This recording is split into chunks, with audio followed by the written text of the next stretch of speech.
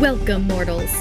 If you could step through a door and end up in another version of Earth, would you take it? Tonight, we explore the tale of the man who supposedly did just that, the man from Taured. But once we finish with his vanishing act, we're going deep into the physics and folklore of time travel. We'll show you how time isn't just a modern obsession, but a concept woven into the fabric of ancient teachings and prehistoric myths. It's an episode about maps to nowhere and clocks that don't stop. Let's get weird on the Parallax Podcast. Hello, Willow. Hello, Karisa. Are you ready for this? Are you ready for this? Convoluted? Yeah. I don't know. For our mind, I'm sure this is kind of a topic I feel you and I both will be somewhat familiar with and understanding since we both understand like fantasy thought processes. Yeah. See, I write sci-fi fantasy. I write fantasy a little bit more than sci-fi. But I also grew up watching Star Trek and Star Wars and like all the big sci-fi things because my dad is super into like full-on sci-fi. So I know a good bit about like pop culture time travel. Oh, shall we say? You know the fictional thoughts of pop culture or of the fictional thoughts, but theories. Also the theories of like the paradox and whatnot. Like I know that side of it, so I'm interested to hear the different, more rooted in reality side. Well, yeah, and we say that, and people are like, "Oh my gosh, reality, time travel. Why are those even in the same sentence?" But it is such a big topic too, because you sit there and you talk about time itself and how there are actually multiple different ways. I believe there's still theories, but there's multiple different ways that you can actually bend time depending on like how fast you're traveling. And theories of, okay, if you go into a black hole, you go into a wormhole, these sort of things, like how is that going to change? So that I think is going to be a very interesting conversation to have. And we're really going to show our nerd side. Yeah, and like this is a very big topic to unpack, but this is your palate cleanser episode after you just had to deal with child sacrifice and cannibalism. Yeah, in 2 episodes too. So like I think it's okay that we have a big palate cleanser. Yeah, we have a big palate cleanser here. More of like, I guess, a mind bender. Yeah, something to really make you think. Yeah. And I'm sorry in advance for my husband because my husband hates time travel when it just hurts his brain. Well, because he's always like, wait a minute, what timeline are we in? I'm like, it's okay, let me walk you through this. He's like, okay. Captain Dylan. He's trying. He tries really hard. It is hard. I can see the effort. Time is hard. A for effort, you know? Yes. It's there. All right. So this episode may go a little bit longer than our normal hour because we really want to talk about the topic that Willow's bringing. She's going to talk about the man from Taured. And then we're going to discuss, I really want to have a good discussion about the things that deal with time travel in general, like the different types of theories, the types of sciences that deal with it. I also want to talk about the overlap of where time travel and interdimensional things work. Mm-hmm. And the reason I want to do that is I want to set it up so you can understand how that relates to religion and the idea of God. I'm very excited for that. You know, you said you apologized to your husband because he hates time travel. I'm going to make sure that my dad listens to this because he's going to be all over this discussion. Yeah. I'll make sure he listens to it before I work with him next so that while we're walking around the zoo doing our vet rounds, we can just bother whoever is with us with this discussion. The animals at the zoo are like, listen, I just need a checkup. I do not need to know about wormholes. I don't care about your wormholes. Yeah, check me for worms, not wormholes, okay? Exactly. That is literally my job. Yes. Can we stay on topic, please? Because I just need my worm checkup. I just need my worms gotten rid of. Okay, that's it. That's it. All right, you take it away with the man from Taured. Share the story. It's one of my favorites. So I'm actually very excited to talk about this today because I had a really good source. I don't think I can name the source because I think YouTube sits there and gets mad at us for copyright if we literally name any of the sources. But it was a podcast. That's all I'll say, unfortunately. And the man who does the podcast, he does several, and he's British. And I love listening, not only the content, but also because he's British, I just love the accent. So it was a fantastic way to learn about this. But The Man from Taured story is relatively well known, and there's so many different theories out there about what happened. And I'm here to tell you that I have the real story, because not only did this podcast dig deep, but so did I. I have what actually happened. So I'm going to tell you the story of the Man from Taured. Mhm. I'm going to tell you the different, like, kind of some of the theories and stuff about, like, what people thought maybe had happened. And then I'm going to tell you what actually happened, the real story, and how we think it got to what is more commonly known now. So this happens back in Tokyo in 1954. The man that in some sources is known as John Zergrus or Zargis arrived in the is it Haneda? I actually looked this up right before I got on here because it's the one thing I didn't write down. The Haneda Airport, also known as the Tokyo International Airport, in July of 1954. Had to Google that right before hopping on because I wrote down everything else but the name of the airport. Anyway, so this gentleman, Mr. John Zargis or Zegris, looked like a very smartly dressed gentleman. He was Caucasian. He was very well spoken, had a slightly gray beard. He didn't really stand out, just looked like your basic European white person who's just going around their travels. Although the security back then is nothing like what it is now. So people talk about his passport because that's going to be a really big thing here in just a second. And people are like, oh, how did they see his passport and think, that he was fine? But the passport checks were very quick. They didn't take the time to look at passports like we do today, where you're sitting there with an agent who's looking all over your passport and having you fill out a whole bunch of things. They didn't do that back then. So I lived in the era of that when you got your you did. Yeah, you did. I lived in an era where there was no digital scanning as easy for your stuff. So your back when your passport got stamped still, you got Yeah, you're look at my passport, it's full of all these stamps. Now it's just blank pages, no one stamps it, they just check it. It's stupid. I actually did get a stamp from the Philippines. That's kind of cool. Yeah, I think some places, I guess some places do, but it was very we had a whole thing we had to fill out online first before they would even look at the passport. And it was basically declaring if you had anything or whatever. But also nobody told us that we needed to do that until we were at the passport desk. So we almost also lost all of our luggage because it took us forever to do the whole online thing before we could even get our passport looked at. And so the people thought our luggage was just abandoned. Yeah. It was great. It was a great time. Anyway, sorry for that little tangent there. So a lot of people bring up this point because they're like, okay, well, how did this guy even get to Tokyo in the first place if his passport looked kind of funky? And the reason why is because people don't really check passports like we do now. However, for whatever reason, the specific passport clerk that Mr. Zegris went up to was actually looking at passports, I guess. He was actually paying attention. And he looked at Zegris's passport and was like, this is weird, because it said United Kingdom of Taured. And he was like, I've literally never heard of this. So he went to check with some of his higher ups because he's like, I haven't heard of this, but at the same time, I'm just a passport clerk. Let's see if anyone else has heard of this place. And his higher ups also looked at this passport and said, we've never heard of this place. And so they went to this guy, to Mr. Zegris, and asked him to step out of line so they could talk with him.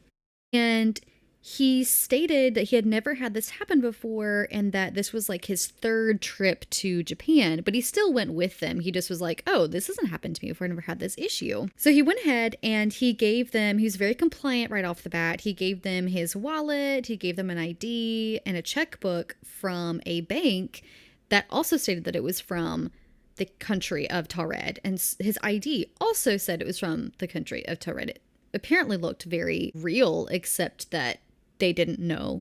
They'd never heard of Taured. He was able to tell the officials the name of the hotel that he was staying at, which was real, and the company that he worked at, which was also real, and that he was there because he was meeting with a division of this company. That was the whole reason he was in Tokyo. He seemed calm and collected. He was very intellectual, and he's cooperating with the authorities this entire time and is just answering their questions as truthfully as possible. However, the officials were like, okay, well, the hotel you're trying to go to is real. The company, you stated that name, that is a real company, but this country doesn't exist. We've never heard of this country. And that's when the atmosphere started to become a little bit more tense, because Zagreus is in there insisting that Taured is real. Like, could you imagine going somewhere and someone's like, America isn't real. I've never heard of this country. And you're like, I literally live there. It's giant. What do you mean it's not real? Anyway. I mean, like, current America. Anyway. So Zagreus is in there. He's insisting that Taured is real. And so finally somebody, and it took them a long time to do this, apparently. It took them forever to be like, oh, maybe we should just bring out a map and have them point to where the country is. They bring out a map and they're like, please show us where your country is. And Zagreus confidently walks up to the map, reaches out his hand to point at the country, and then stops and looks bewildered. At first, some reports say that he had pointed in the region of where there's this tiny little country that's near Spain called Andorra, which, by the way, it is so tiny. This country, little side note, is so small that it has no airport, it has no railway, and it has no military because it's so tiny. But it does have the world's most scenic... Isn't this the smallest country in the world? I think so. I'm not positive. But for it being that small, it apparently has the world's most scenic McDonald's that looks over the Pyrenees Mountains. So there's that. Do they serve human meat at McDonald's? It's McDonald's. Of course they do. Duh. Is that even a question? Eat your human with a scenic view. Yeah. That's the postcard. Go for it. Sorry. Enjoy your human with the scenic view. So Zagreus had said, well, not Zagreus had said, officials knew that if he was from this general area of Andorra, he would have had to go to either France or Spain in order to fly out because there's no airports in Andorra. But Zagreus said that he had never heard of Andorra, but he said that everything else on the map was right, but Taured wasn't there, and he'd never heard of the country of Andorra. So the other thing that was interesting about this, too, is that Zagreus was fluent in French and in 13 other languages, including Japanese. So again, he's sitting there saying, oh, this map looks fine, except where is my country? But he is also able to speak all the languages of all the other countries surrounding him. And so it's like, okay, well, he recognizes Earth, except for the lines that are supposed to show where his country is from. So they eventually decided that they were going to go ahead and detain him for the possibility of having a fake passport while they continue their investigation to figure out what in the world is going on with this man and why he is saying that he is from a country that literally does not exist. So they went ahead and they also called the hotel that he said he was supposed to go to and to the company that he said that he worked for.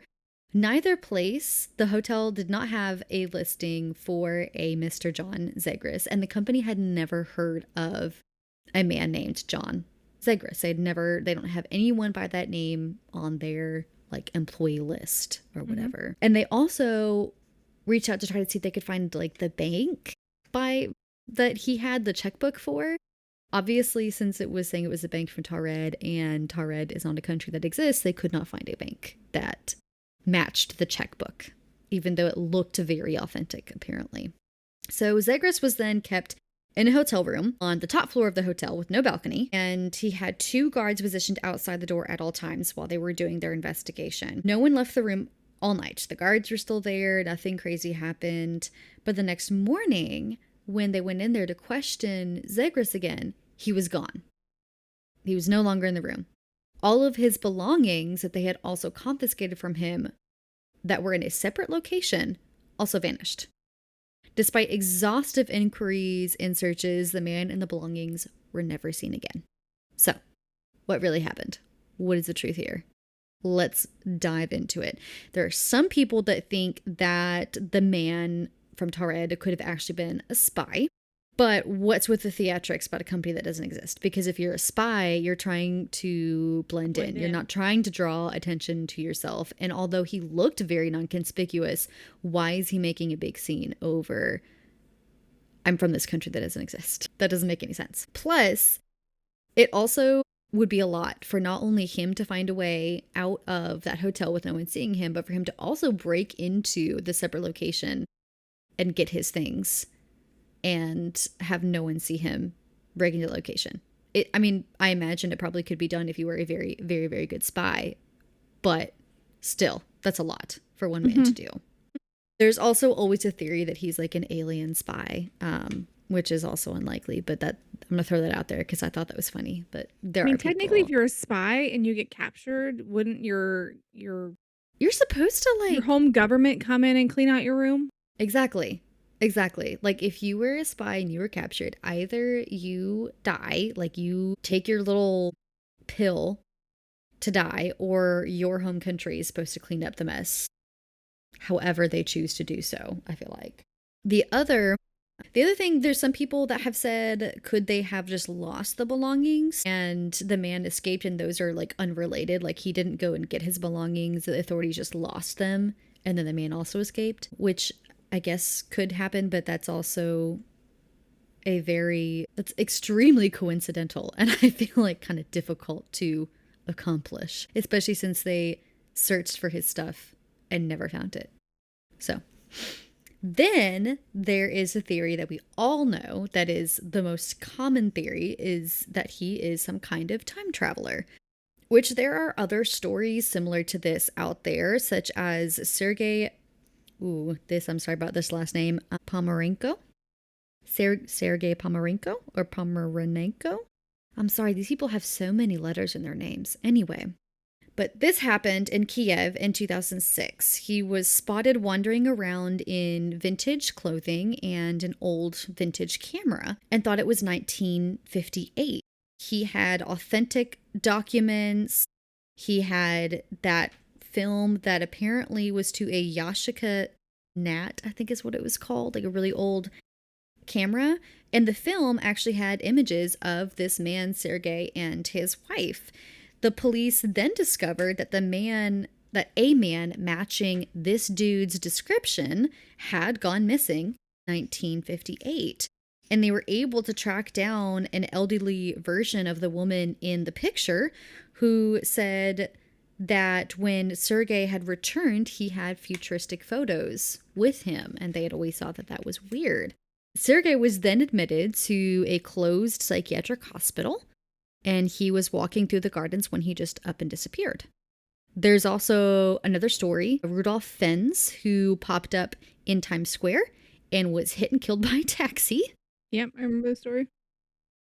And the authorities found out that there had been a Rudolf Fens who had also disappeared in the late 1800s. And this man, I believe, was in time period accurate clothing. And I believe he had some type of like papers or like identification papers on him that seemed very authentic. So it's not the first time that a story similar to this has occurred and people have wondered about time travel. And if he's not a time traveler, then there's always a conversation, which I'm sure we are going to get into this as well when we're talking about time in general and time travel.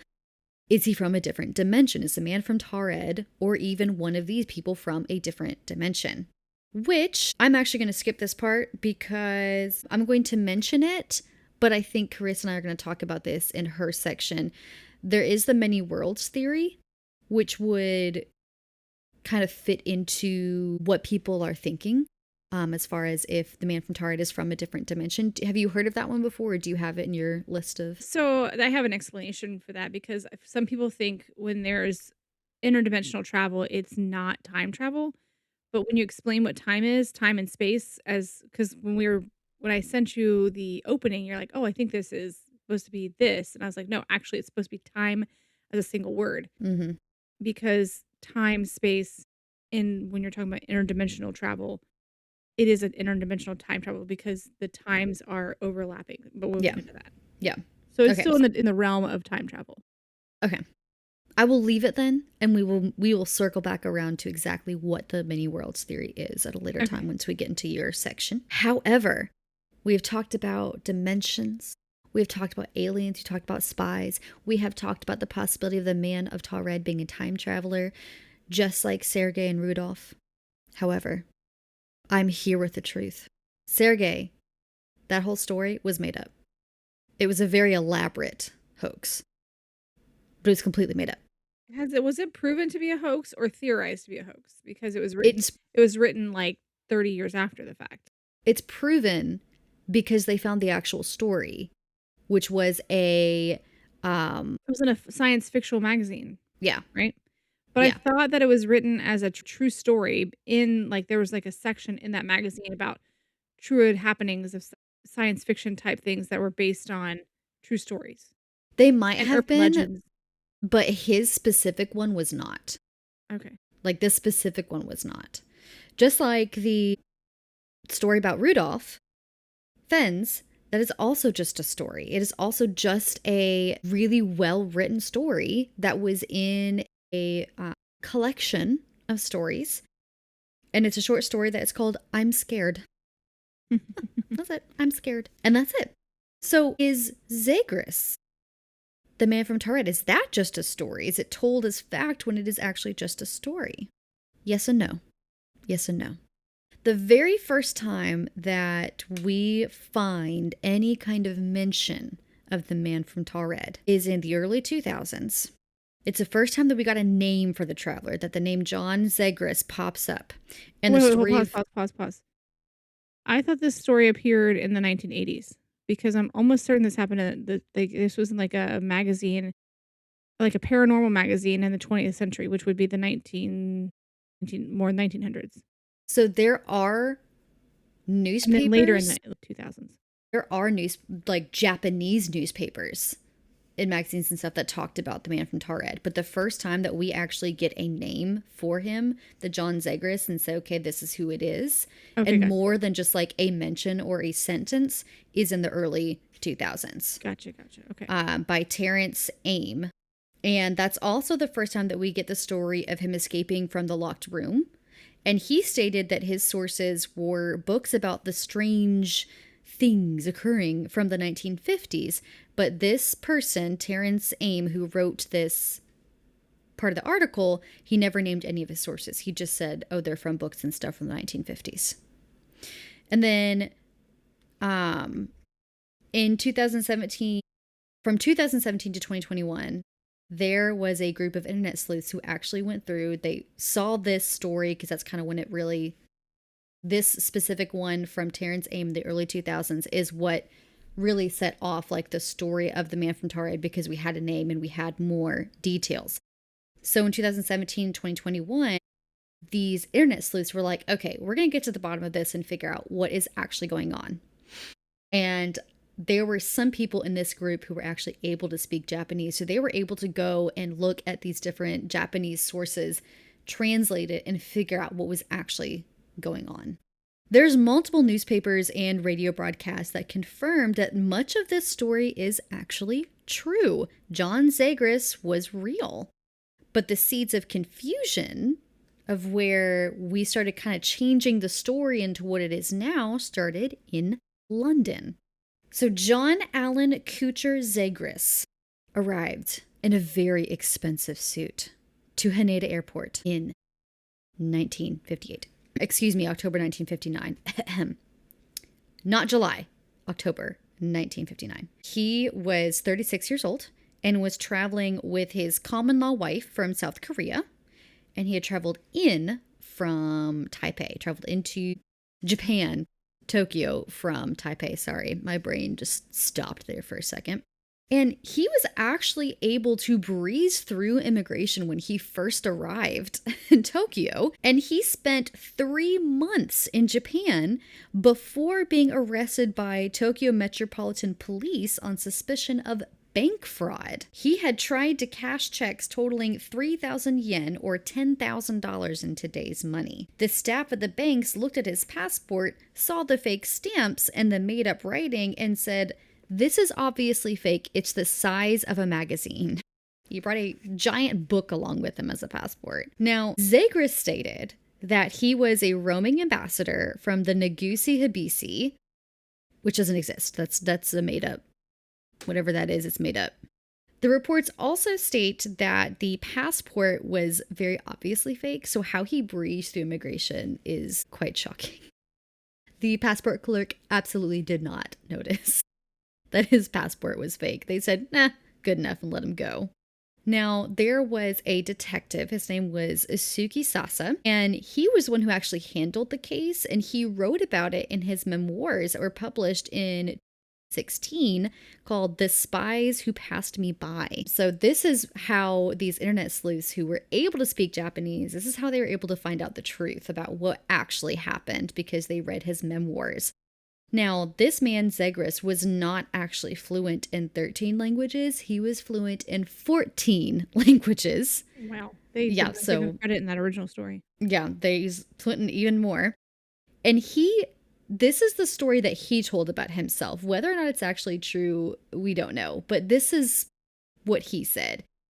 He said like multiple different crazy things about himself, one of which was that he had ended up as a fighter pilot for the UK. He was shot down and became a German prisoner of war. Then he was a spy in Korea for the United States. Also, he was a pilot in Vietnam. And then he became a spy for the Nagusi Habisi, which again is not real. And he also stated that he was born in the United States, which cannot be confirmed 100%, but we also don't know where. He just stated that's where he's from.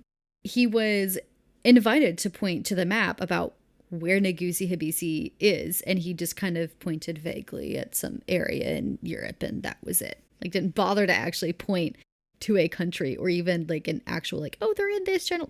Nothing. The majority of the story, they believe the majority of like his backstory that he was telling them was probably fake, and he's probably just making things up because a lot of it can't be confirmed. Some of which can't be confirmed because there's just no paper trail for some of the stuff.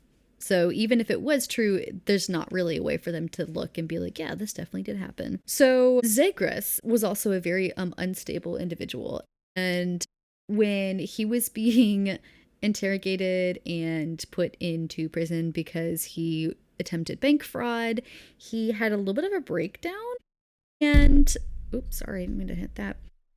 And apparently somehow got his hands on a glass shard and tried to slash his arms during the trial. Like during his trial of them being like, hey, you're guilty of this, you're going to go to prison. He tried to slash his arms open in the courtroom. There's that. He was not successful. He did in fact go to jail and spend time. And then when he was released, the last place he legally entered was Hong Kong. And that's kind of like all we know. He kind of just disappeared off into the world after his brief respite in Japanese jail. He never did reveal his true name or true nationality. And so we get this story that seems a lot more realistic as far as, okay, we have a man who's a little bit off his rocker, who's trying to get, illegal things and money illegally. And he's trying to travel illegally and all this. But how did we go from this man who's a little bit off his rocker and clearly has fake documents and is just trying to commit bank fraud to the man from Taured, who is potentially a time traveler and disappeared from a hotel room that was locked and was never seen again? The answer, my friend, is British Parliament. What? I'm like, the true story is almost crazier than the one that we have that's apparently Make up not a time true. travel story and like sweep this under the rug. Right, yeah. But apparently, British Parliament, the reason why they're at fault for sending this thing completely off the rails is they had met not too long, I think it was like 70s or whatever, but they had met up to talk about how passports were useless and figure out a way to basically have better passports, better legislation for passports, this and that, the other. And Zegras was brought up during that discussion as a like, look at what happened with this person. He was allowed to travel to all these countries with an obviously fake passport. Nobody caught him. Now there's a politician, however, who was the one who started talking about like the different falsifications and saying things that were not true, partially because he couldn't pronounce the names of the different places in Algeria that Zegras was saying he was from and that he was traveling to, like, back and forth from. Mm-hmm. And then the Canadian News used the speech that this British politician made about passports in their newspaper. And that is when the story started to get passed around. And all of a sudden, instead of him saying Taured, or not Taured, there's a name of a place in Algeria that this man said he was from. And I can't think of the name, but the British politician said Taured. So he just mispronounced the name of a real place. And then people took that and ran with it and made it into, oh, he's from Taured. He's from this country that doesn't exist, this and that, the other. The Canadian news wasn't able to correct the pronunciation of some of these things because they didn't know the actual names because they had been mispronounced. So it is all because of British Parliament trying to better their legislation of passports in the late 1900s that we now have the story of the man from Taured who is a potential time traveler, when in reality, he was just some random dude who was trying to commit bank fraud, trying to travel the world with a fake passport and not have to get stopped by the authorities. And instead, he was stopped because all of his documents were clearly fake, put on trial, tried to slash his wrists in the courtroom, failed, spent time in Japanese jail, and then disappeared off the face of the earth. We also have to consider there was like some language barrier there between Japanese and, you know. Yeah. Well, we say that, but this man was fluent in 14 languages, including. Not for him. I'm not for them. You can be fluent in a language and still not understand culture. That's true, yeah. So the Japanese people may not have understood him, even though his own personal culture may not have matched up, even though he may have understood the language. Well, and he also, I mean, he wasn't, sorry, I keep hitting my microphone, goodness. He wasn't being honest about much about himself anyway. Like, he was making up these stories about him, about like where he's from, what he's done. So I don't think they ever would have figured out exactly where he was from anyway. I think he's most likely was just like a drifter. And this is just what he did, was either commit fraud or like a con man type situation and goes from place to place to place and does whatever scheme he's doing for as long as it's going to work in that place before he moves on. That's kind of my thought on who he probably was, but we do not have any confirmation. Oh, I thought you said it was definitive. That's where the story came from. But that's definitive that's where it came from. We just don't know exactly who he actually was. Like, we have his name, we have his age, but we don't know 100% for sure where he was actually from. He said he was from the United States, but they couldn't find any like actual documentation to prove that he was from the United States. Interesting, because I've never, in all the times I've ever like watched that story, have ever heard that side of it. That's because like the plausible idea that this was something, an actual true story, a twisted true story.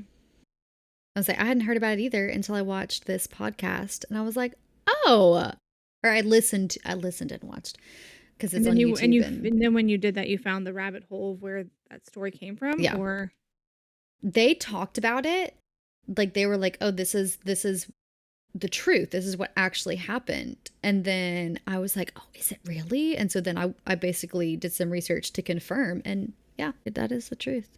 So there's that. The man from Taured does kind of exist, just not in the way that we think he does. Where did you say he was actually from? He said that he was from the United States, but he had traveled to Tokyo from... No, where the British Parliament guy like messed it up. He just couldn't... It's a place in Argentina. Hold on, let me pull out my notes again. I put them down. Algeria, and it starts with a T.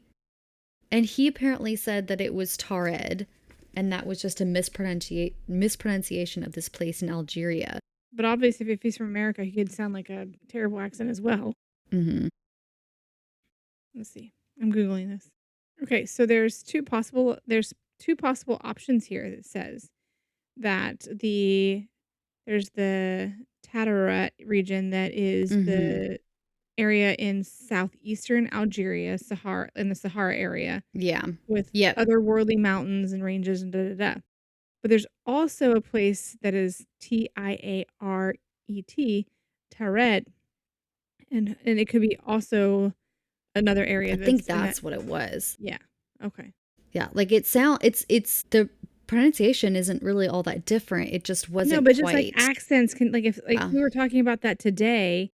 One of the clients that comes in, Carrie, she's from New York, and she said stickas.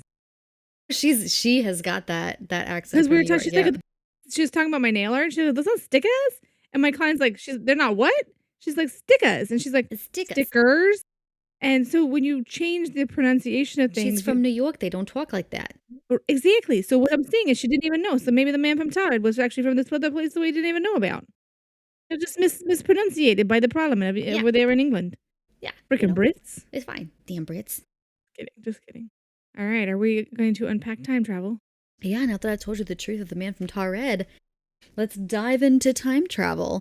All right, all right. So, thoughts. If you could move at the speed of light, okay, time as we experience it in the rest of the universe, like on Earth, how would time exist for you if If you could move at the speed of light? I remember correctly, time would move much faster for everyone who is not within the little bubble that is traveling at the speed of light. Not only would we not only, yes, you're on the right track. Not only would it not move as fast as the person in the bubble that you're saying, but the people inside the bubble who are traveling at the speed of light, time would not exist. It would fail to Yeah, exist. like it wouldn't affect them. So it's essentially that is how you could travel, quote unquote, into the future because you would not age, you would not change, but Not for a single second while the cosmic stuff back home would would. basically be aging, right? Yeah. So basically you would age slower. Mm-hmm. Yeah, because at the unattainable the current unattainable limit of light speed, Mm-hmm. yeah, we would be able to stop aging. So there you go. You don't have to eat babies. You just have to figure out You how just to have to travel at light travel. speed. Exactly. That's all you got to Yeah, do, guys. It's not that difficult. just learn to travel at light speed and you'll be fine. Should be that would But you wouldn't be be stopping. You'd be constantly at the speed of light. you have to be moving. You have to be able to survive traveling that fast for however long you have to travel to get to whatever time in the future, potentially. You're saying theoretically survive, but theoretically it's possible. So Hmm. let's go on. Okay. So with time travel, there are different theorized types of time travel. We have many we can go through, but we're not gonna do that because I want to get to the Because that would meat take of forever. it would take a light speed. It'd take 1 light year. It would take a whole lot of us to get through that one. Yes. But I did try to break this up because my brain understands time travel in the idea of its theories at Hmm. bay, but putting that into simple format without talking about thermodynamics and talking about, like, all the things that Einstein theorized, that's very hard to do. So for our listeners, I try to break this down into a few categories in each topic that I wanted to present. So let's talk about like the theorized types of time travel. So we have your personal time travel. This is where when we talk about like time slips. So a time slip would be like the guy you were talking about that kind of just like Yeah, or changed there's your like, time. yeah, or the Yeah, stories you hear where people are like, oh, they're just driving along, then all of a sudden it looks like everything has changed around them and they're just really confused. right. Well, and there's also there were two women in Versailles. This incident where these two women claimed that they saw the court of Marie Antoinette. Wow. Like It everything went changed really far around back. them. Yeah. Yeah. I mean, that could also go with parallels of ghost stories. Like, is that Yes. are ghost stories like actual time slips where the past has pushed forward somehow? Hmm. And so we see these ghosts and their energy is not necessarily residual ghosts, but maybe the action They're or being the like pushed situation was forward. so powerful. Yeah, push it forward Hmm. in time for a moment. And that just Hmm. that's time slip that it keeps coming up. Hmm. So, like, the scientific plausibility of a time slip. So time slip, like I said, these are the speculative the speculative. Speculative. You put emphasis on the wrong syllable there. I did put, yes, emphasis in the wrong syllables. It makes me think of Big Bird's best friend, Snuffleupagus. It, ooh, Okay, it's a weird you name. didn't watch Sesame Street? I did, but I was so young. I do not like. I remember Elmo. No. That's it. Oh, and Cookie Monster Yes. and the You want trash cookies? one. That's it. Cookies and Oscar the Grouch? Oscar the Grouch. There we Yes. go. Okay. So time slips. The whole mechanism behind this is a very localized, temporary, like, warps in space-time, okay? This is Mhm. like a quantum consciousness per se, where it just kinda glitches, the glitches in the matrix per se. And Fun. it involves this small, little, brief interactions with different snaps in time, so past, future environments kind of feel very real, very solid, but the timeline doesn't change, you know what I mean? Unless you get hit by a car. Yeah, then yeah. That totally changed the past. That would be very different. Yeah. So the scientific plausibility, like, this is the one of the more weaker standards in physics, but it can be okay, so it can be linked to, like, it's called a block universe. I'm not a huge proponent of block universes. However, if you believe in predestination, this is your jam. This is yeah. This is This where you it. would fall in your beliefs. If you believe in predestination, a block universe is where you kind of throw all your chips. You put all your chips. I was thinking, how do you gamble? How do you gamble? I don't gamble, so I'm like, how do you gamble? But essentially, like a time block, or I'm sorry, a block universe. This is like if you think of time as these series of blocks, but they have like slices. Each slice is either some point in time, but they all exist at the same time, like at the same like Okay. yeah, and you can't change it. It's already happened. It's already happened. So it's like you can't change anything. It's not they're just like these temporary like Yeah. lobes that you can kind of pass through in these little slips, like, "Oh, I accidentally slipped into this little section of the time bread." I think of it when I think of The the ti time bread. It's yeah, I think of block sourdough. universes. When I envision block universe, I envision slices of bread. That makes sense though. You're like slip like Mhm. your past, your present, and your future are already decided. They are already placed wherever whatever slice it is already been placed, and you were just moving through each of the slices Right. to get Yeah, to. so Okay, yeah, that makes that's time sense. slips. Yeah, so that's time slips. Time is it. That's all there is to it. You can just kinda slip in and out of time, and you're really not changing history, okay? Or changing anything. Then there's also, like, kinda like the physical object-based type time this is the classic time machine, the base time travel, where you're engineering these, ways to manipulate wormholes, which, by the way, wormholes have never been found, they're just theoretical. These cosmic stream these cosmic strings, these different types of travel, okay? So this is where it's more of like you're getting into the fiction stuff. This is like the Doctor Who. I was like, "Oh my gosh, Doctor Who." TARDIS. Yes, thank you. We're I was taking a like, physical object yes, the and blue, moving. yes, yes, yes. You're creating an object, the Do you know TARDIS, what thank kind you. of nerd you're talking to right now? I knew it had a name, but I could not remember what the name of it was, but I knew it was blue, and it was like, I know the symbol of it, but I Yeah, the don't police box. right, Oh, but I watched Doctor Who so long ago that I have not because there's so many obviously Doctor yeah. Whos that I There's so many haven't kept up doctors. with it, yeah. Like the DeLorean from, Back to the Future, things like that. So basic time machines. So the scientific plausibility about this is where the domain of, like, general relativity mathematically, it's possible when they start doing the stuff that is this possible because the way science looks at it is they could figure out how you can go forward in time Mm-hmm. mathematically, but, like, not go back in time. So they can figure out how to take a physical object and move that mathematically forward in time, Mhm. but they have not figured out how to take that same physical object and move that backward. Yes, Which that's where the math still, doesn't quite work. I still feel like that in a way could I mean, it's technically have. already happening.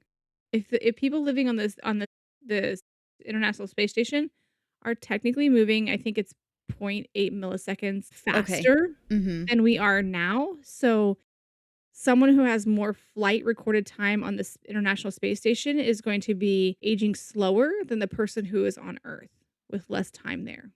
Not by Fun. much, a few Yeah. seconds here or there, Like whatever. enough to be like, Enough oh that yeah, like the this is happening, but not yes, to make a huge difference. right. Enough that yeah, that it is mathematically calculated to be able to calculate it. Okay. Yeah, yeah. Well, I was So gonna say, I feel like that what you're saying, how it's like, okay, it is mathematically possible to push something, a physical object, farther, like forward in mhm, time. And you were talking about the time slips and how, okay, when we talk about the paranormal, we talk about spirits, and you're seeing a entity that looks like it's from whatever time period. I feel like that can still almost in a way be like, okay, could that be the image of something, like a thing, an energy that is being pushed forward in time rather than a residual? Mhm. Mhm. So, Yeah. super fun.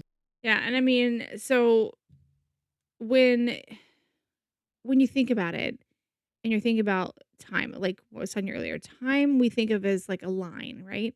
When I think of time in my head, when I'm thinking of a calendar, it's always been very linear, little Because blocks. that's exactly how we perceive it.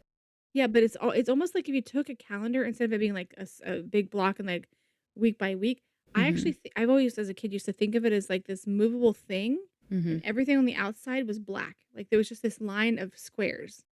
But somehow you could, like, get out of this square, walk over here, and walk to this square. That's how I would envision it. I don't know. I don't know why I thought that. Listen, I don't know. Like, you could step out of the timeline and just Mm-hmm. walk or find a way, which is kind of like how they theorize wormholes and stuff like that. As that's like Imagine your road to walk out. That's what you right, walk well, on. because we think of time as this linear thing, but, like, Mm-hmm.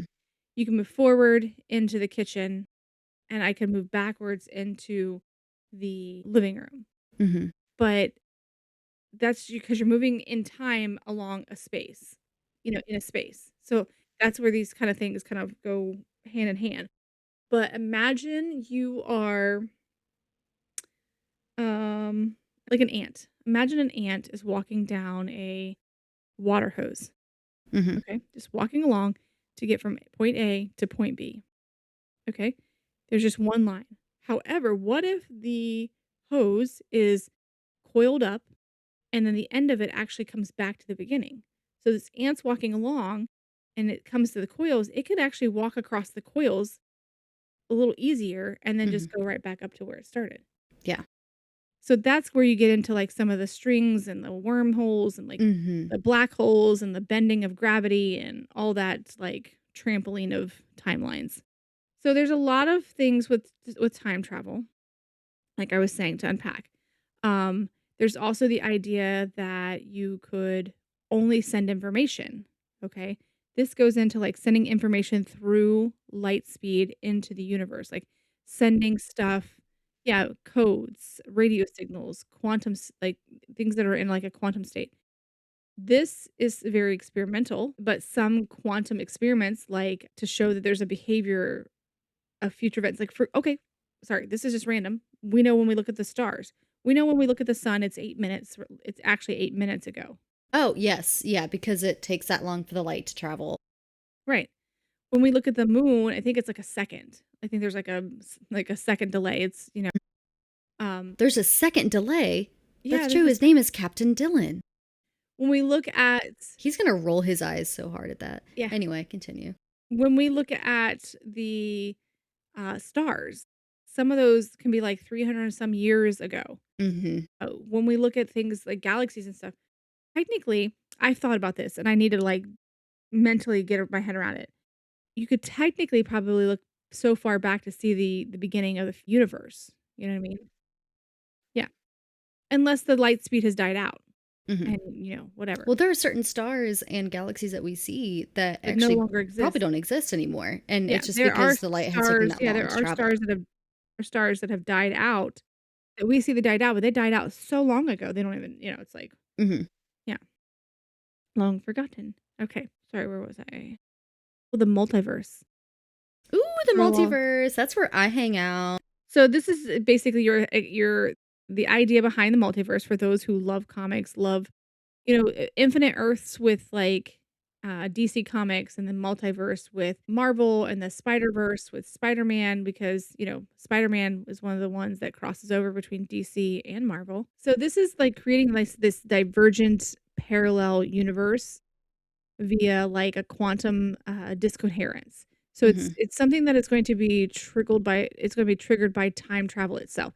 So if you're not time traveling, which Doctor Strange is a good example of this, if he's not messing with the timelines, it's not changing stuff with the multiverse. Mm-hmm. Thus, we find that in Spider-Man, and we see this where all these things are happening, and why is the timeline shifting, and why are things these reactions? Because when you're messing with it, triggers things. So Mm-hmm. that's the whole theory behind this. Now, this draws from like the whole many worlds that we were talking about, the many worlds interpretation. And it's a very popular solution to certain paradoxes in the theoretical models where the multi-world thing is a thing.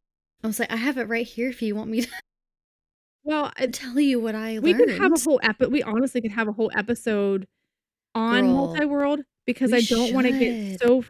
I don't wanna get so far into multi-world because we're almost at an hour anyways. I wanted to kinda give you the basics of time Mhm. travel, and we could pull out anything from time travel and create, a whole episode All based right, on certain so things. we're gonna do a many worlds episode, by the way, you guys. So I'm just gonna go ahead and tell you that because it is interesting. It's very interesting. Yeah. Continue. Okay.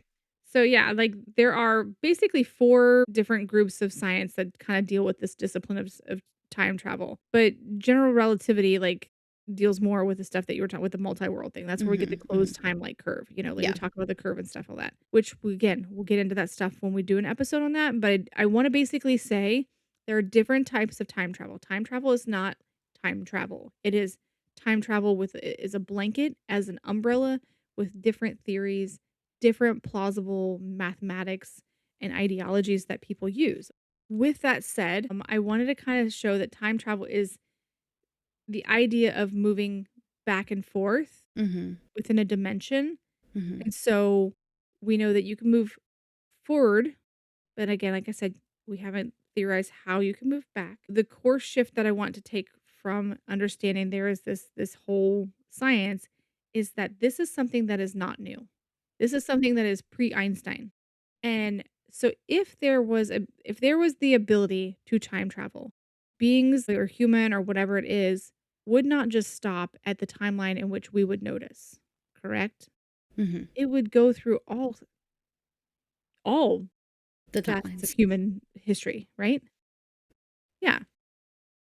Time travel, as in traveling to the future, is a done deal, theoretically, like I said. Mhm, This is not science fiction. This is actually something, like I said, that is proven by measurable thing called time dilation. And the reason I want to tell you this is because this is how it works. Again, the faster you move through space, the slower the clock ticks to the person that is stationary, mhm, the stationary observer. So gravity is got this curvature, and we talk about like black holes and stuff like that. mhm, And we know that gravity is a very strange thing, and it will run time slower the stronger gravity is. mhm, Okay. So if you lived in an area, not Earth, where gravity was different, the idea is that basically you would be to Earth, you would look older. They would think you were older and almost eternal. But to you, you're still a young chick and you got lots of time left, almost eternity. Okay.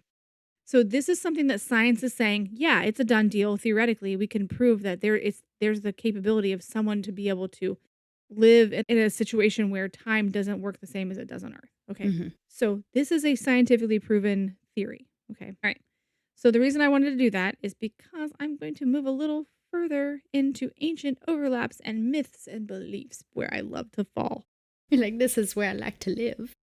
Long before Einstein and H.G. Wells, humans have been fascinated by this idea of transcending time, eternity, forever, the afterlife. Where again, Mhm, the afterlife, when we're talking about the afterlife and where souls go and live, essentially, or like the spirit of the soul goes and lives for eternity, is a whole different rule of time because it's mhm. not decaying, it's Yeah. not dying, it's existing there forever. So it has to have a different calculable timeline. Like it's Mhm. different. Okay. Its Yeah. time theory is different. Okay. Uh, time is not linear like we've been thinking as a kid. The ancient view, like many like the Hindu, the Mayan, things like that. They saw time as when you think of the Mayan calendar, what was it?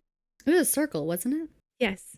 Yeah. These things were wheels. They saw time as these great wheels or these cycles, these ages of creation, Mhm, these repeatable things of destruction, like in rebirth. Like it's like creation, destruction, rebirth. Creation, destruction, rebirth.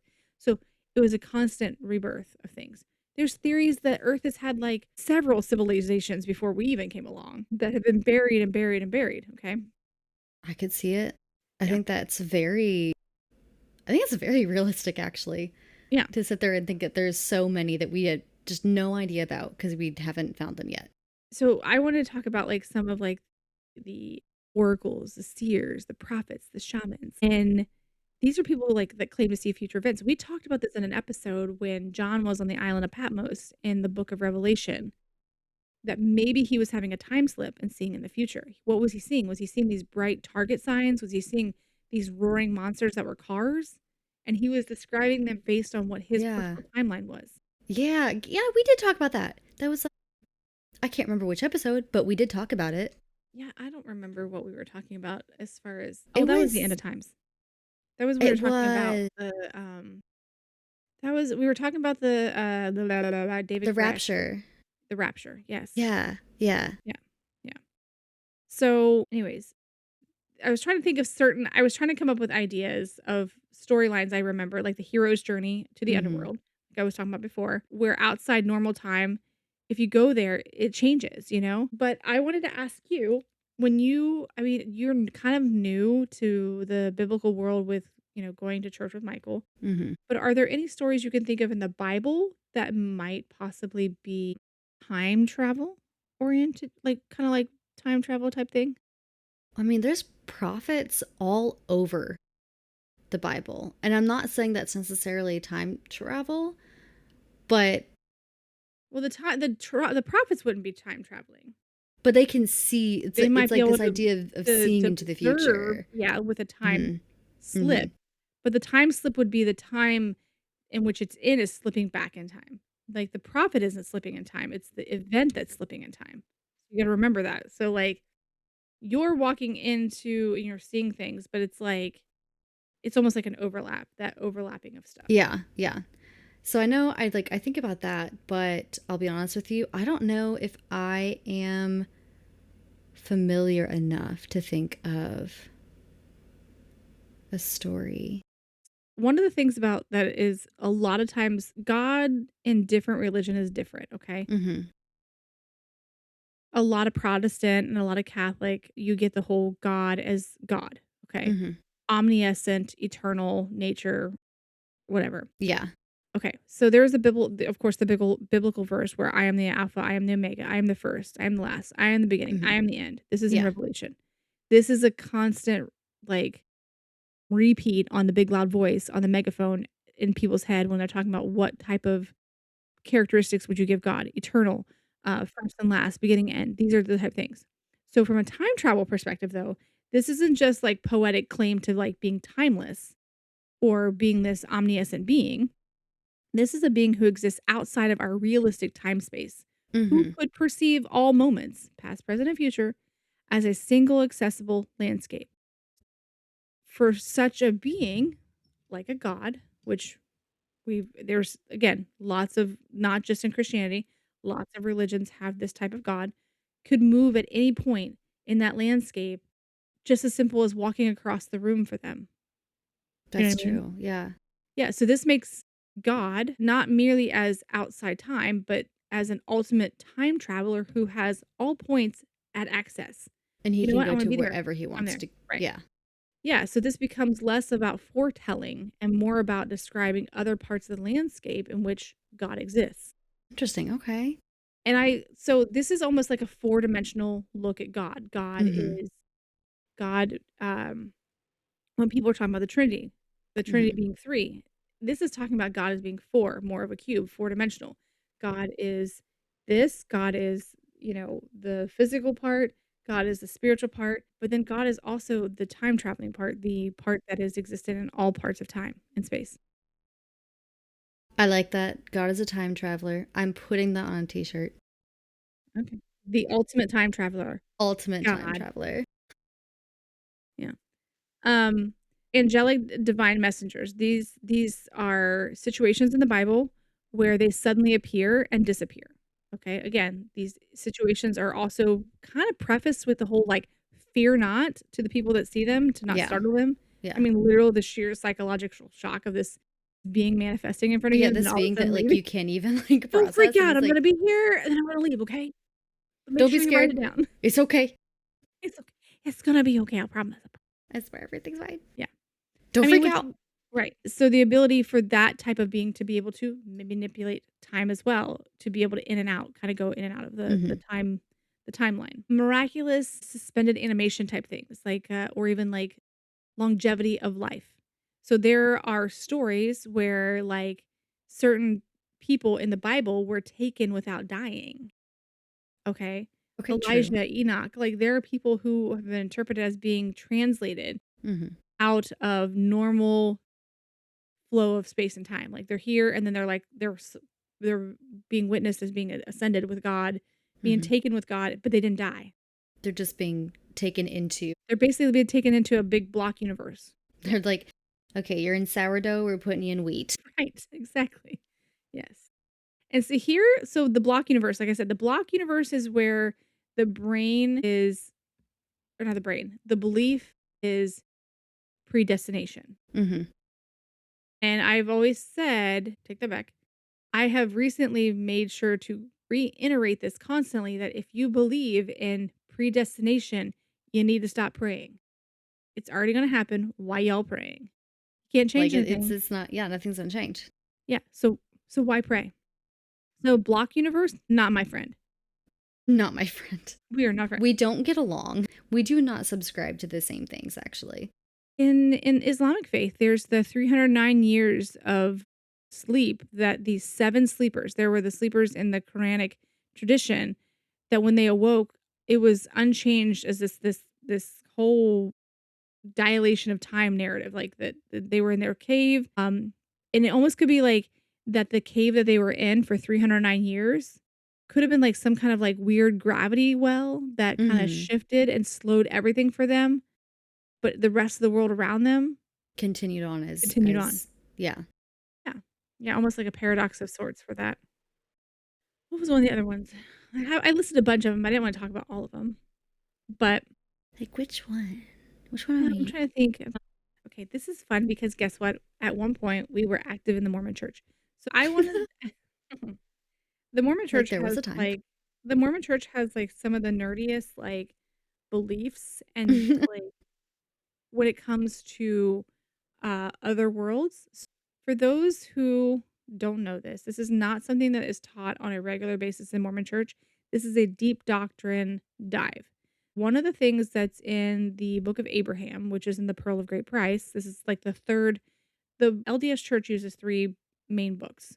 They use the King James Version of the Bible, they use the Doctrine and Covenants, which is modern revelation, which, fun facts, the majority of those modern revelations came from Ohio, or locations. They were brought in Ohio, yeah. And then there's the Pearl of Great Price. The Pearl of Great Price has certain books in there that are like a further teaching from like Abraham and Moses.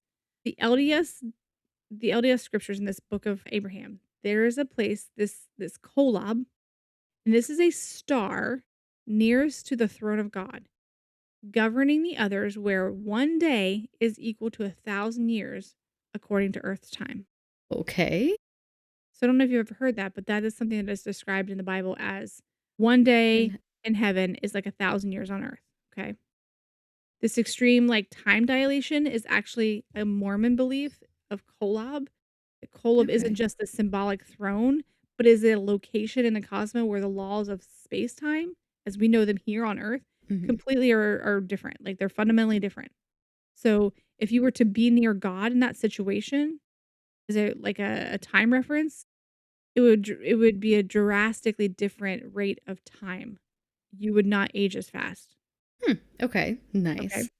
So this basically takes God not just as like this spiritual entity, but as this being operating within a specific physical focus. So basically, God is following God's rules of physics, which would make sense that if God sets forth rules in which physics would have to follow, also said God would have to follow said rules. Would have to also be following those rules.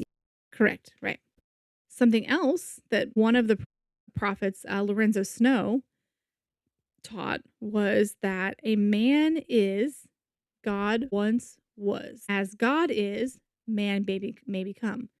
Mormons believe that not all, but Mormons believe that you have the potential to be like God, to be a God, to have your own ability to create one day. This is also something in some of like the Buddhist and Hindu things where you can like Mhm. you can, elevate yourself and things like that, like keep moving up in your caste or whatever, like moving up in your hierarchy or hierarchy? Hierarchy. Oh, right. Hierarchy. Yes, yes. Some of the offshoots from the Asian cultures, there are certain beliefs that being a god is not the stopping point. That's the actual stopping point is to completely free yourself of being all of that and not be anything. To just go back and be a part of the universe. Hmm. So, it's just a Okay. stepping stone. It's not like an eternal thing. Like eternity is like getting past all of the karma, good and bad, and reaching that complete nirvana of like, you know, getting utopia, like getting away from all of the things. You don't have to be anything. You're just a part of it. Isn't that Scientology too? No. Well, I mean, Scientology is like Scientology is a mixed bag of everything because L. Ron Hubbard took the ethnographic studies from other people and put it Mhm. into a book as his own, and it became a religion. So it's I'm not gonna say yes to that question. If even if there's pieces of that in his teachings, it's because no, that is not technically Scientology. That is someone else's belief that that man put together and took hold of. Mm. Yeah, and claimed that there was no way he was doing all these studies. He literally No. took the work of other people and made it And his own. said that he did it, yeah. Yeah. If you're copy pasting other people's work as your own, Is not yours. You didn't do it. yeah, all you're doing is piggybacking. You're not Yeah. doing anything. You're not walking the path. Yeah. Anyways, I did. We're to topic. I I'm just start digress. like shaking and twitching. Scientology. Twitching over here. Mormons also believe in the three degrees of glory. So this is something that is from Corinthians. I remember like this is where Corinthians is talking about the different degrees of glory. And so theologically, they believe that you can move up through kingdoms to be at the highest, like progression wise, where you are towards the Godhead and be like the higher dimensional states where you basically can eventually start creating. You could be like the celestial level. Okay. Yeah. It's kind of interesting because like there's a lot of time travel in Mormonism, but they don't talk about it as time travel. It's more of just like this timeline is immersed in their teachings that they don't even really talk about it. It's like, if you know, you know. Yeah. Yeah. If time travel is real and understood to be utilized by divine beings, it suggests like a few radical reinterpretations. Okay. If time travel, like I said, is realistic with its effects, and we're talking about like gods that are able to just, walk through timelines because they are in a different dimension of time, Mhm. or not dimension, but a different space of time where gravity acts different and like it doesn't work the same as Earth. Then that says that scriptures become more of a layered text. It is both spiritual guide Mhm. and it is a veiled record for a higher dimensional physics and temporal engineering. So imagine if science was like, you know what? If we want to figure out time travel, maybe we should go read the Bible. What Yeah. was the Bible saying about time travel? Be insane. Yeah. Blasphemy. Miracles. Yeah. And miracles become these applications of physics. So instead of, and I've thought this for a very long time that when Jesus was healing people in the Bible, he was, and this is something the Mormons teach too, that it wasn't about magic. It wasn't about like magically doing something that no one knew how to do it unless they were a magician or a necromancer or something like that. It was about understanding the physics of how something is not making you see Mhm. and knowing how to alter it to make you not be blind anymore. Parting of Interesting, okay. seas, resurrection, translations, Mhm. all of like healing the sick, Being able to just change yeah, affect the affect the physical matter to yeah, change helping the certain blind to things. see. These can all be literal advanced space-time manipulation technologies, not by magic or divinity. Not that I'm giving any kind of disrespect to God as being less than divine, because that is a divine state, I feel like. But God becomes this master creator of physics.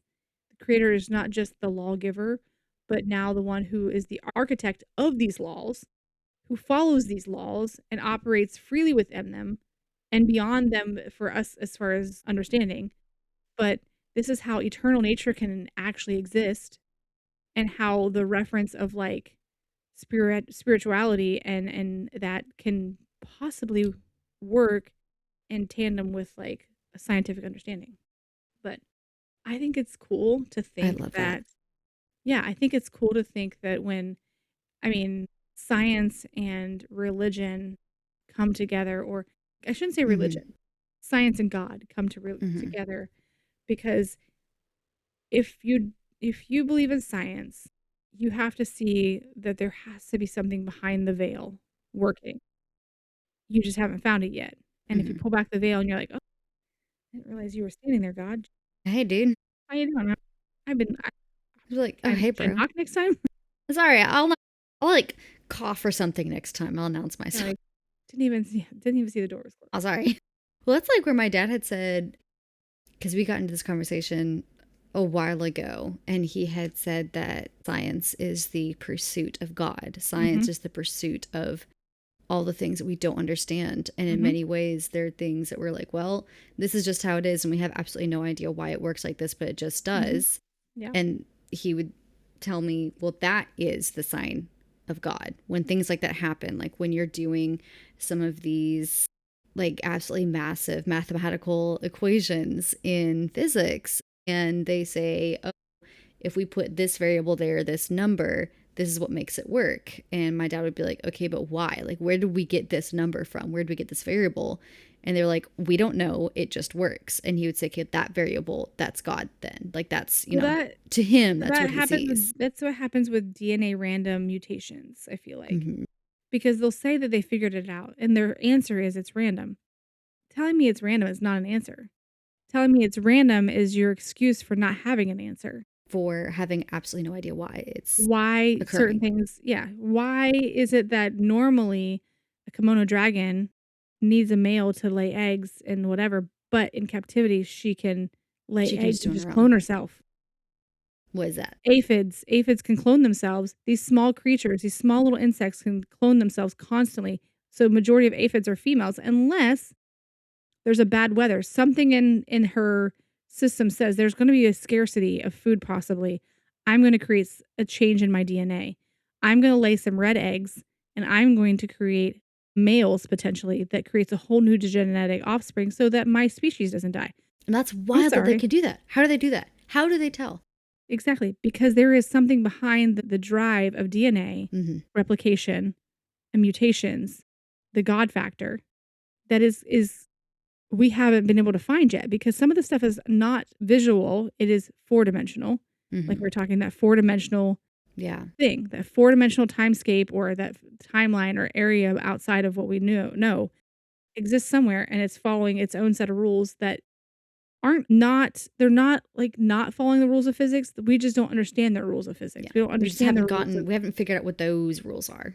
Yeah, we don't know those rules yet. We're like, "Well, these are our rules. Why aren't you playing by them?" Well, because we have a different game over here that we're You're not playing. even playing You're our not even game, playing the same actually. game. She doesn't even go here. Go here. All right. So, I feel like this was a good palate cleanser, but also kind of like, you know, deep a little bit when it comes to like, and I hope I didn't offend anybody when it comes to saying that God's like basically just time traveling. But you know what? You know You have what? to Yeah. listen to this podcast then. Yeah. If Yeah. you think if you're offended, go back and Go listen back to and my thoughts. listen to the rest of Yeah, go listen to my thoughts on God because you don't understand my thoughts on God if you think that I was being offensive. We obviously do not intend to be offensive in any way, shape, or form, but it's fun to sit here and talk about all of the different beliefs and aspects and perspectives. That's the point of Mhm. this podcast, is to try to do our best to look at every single angle. That I we know personally, of, yeah. yeah, and I think this was super fun. I really enjoy tying any kind of religion, especially God in general, since that is kind of what, more so what I'm familiar with, I guess is the best way for me to put it.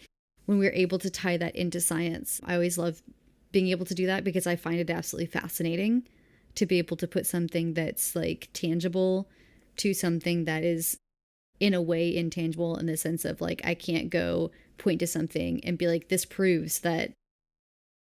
this proves God and I can go see him. Like, you know what I mean? Yeah, I don't know So if I people think, think God just sits there and waits for them to pray. Like, what do you think God does all day? what is he? Yeah. He just sits there and it's like, who's going to talk to me today? He's like Yeah, if you answering think his God just sits emails. there, if you think God just sits there all day waiting for your prayer, go No, read Job. That's not what he does. He's actually like your prayer comes in as an email, and he'll just kind of scroll through every once in a while. I don't think it's an email, but okay.